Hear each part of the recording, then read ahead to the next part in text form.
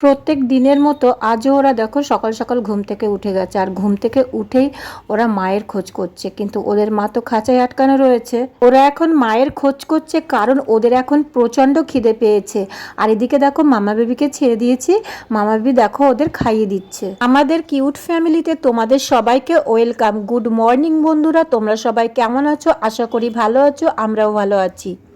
গোলু সোনা খেয়ে দিয়ে এখন খেলা করছে, দেখো ভাই বোনদের সাথে খেলা করছে।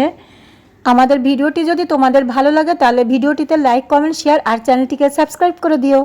তিনটে বেবিকে দেখো আমি ঝুড়ি থেকে নামিয়ে দিয়েছি, আর গোলু ভাবছে যে ওকে কেন নামিয়ে দিলাম না। ও কিন্তু ঝুড়ি থেকে নামতে পারে, তাও দেখো এমন বোকা বোকা ভাব করছে যেন ও ঝুড়ি থেকেই নামতে পারছে না।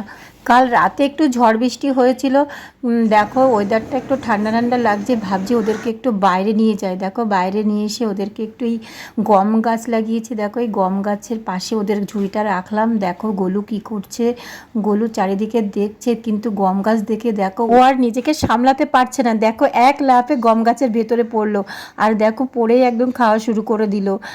আর বাকিরা দেখো নর্মাল রয়েছে, আর গোলু যেভাবেই পড়েছিল সেইভাবেই গম গাছ খেয়ে যাচ্ছে।